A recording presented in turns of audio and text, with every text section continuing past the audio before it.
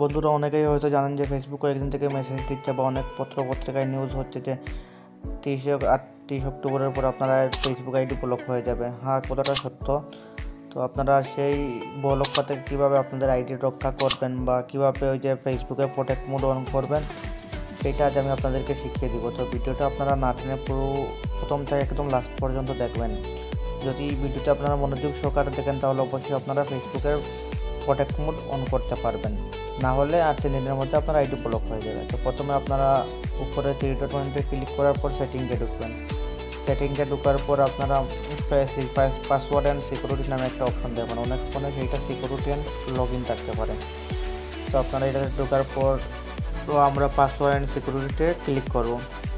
Password সিকিউরিটিতে click করার পর আপনারা নিচের দিকে লেখা দেখতে পাবেন ইউজ টু ফ্যাক্টর নামে একটা অপশন দেখতে পাবেন। আপনারা ওইটাতে ক্লিক করবো। করার পর আপনার টেক্সট মেসেজ নামে একটা অপশন দেখবেন। ইউজ টেক্সট মেসেজে ক্লিক করবেন। করার পর এখানে আপনার ফোন নাম্বার অ্যাড করার জন্য বলবে, এখানে ফোন নাম্বার অ্যাড করবেন। ফোন নাম্বার দেওয়ার পর দেখবেন ফোনে একটা কোড চলে গেছে, দেখতে পাচ্ছেন আমার কোড চলে আসছে। তো কোডটা এখানে বসাবো, বসার পর কন্টিনিউ ক্লিক করব। তো দেখতে পাচ্ছেন যে আমার 2 ফ্যাক্টর অন হয়ে গেছে। তারপর এখান থেকে আমি ডানে ক্লিক করব।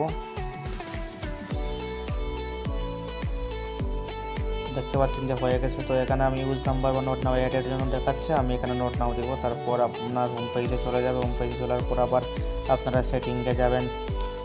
সেটিংয়ে যাওয়ার পর আবার সেই পাসওয়ার্ড অ্যান্ড সিকিউরিটিতে, তারপর আবার সেই 2 ফ্যাক্টরে যাবেন। আপনারা 2 ফ্যাক্টরে যাওয়ার পর দেখতে পাচ্ছেন যে এখানে আসছে যে 2 ফ্যাক্টর অন হয়ে গেছে আমার। তো এখানে যে টেক্সট মেসেজটা আছে, যে টেক্সট মেসেজ অপশন দেখাচ্ছে, তার মানে যে আমার আইডি অ্যাকাউন্ট সেভ অনেকটা। তো আর যে ফেসবুকের প্রোটেক্ট মোডে আমার আইডি আর ব্লক করবে না। আশা করি ভিডিওটি আপনাদের ভালো লাগছে, অবশ্যই সাবস্ক্রাইব করে পাশে থাকবেন।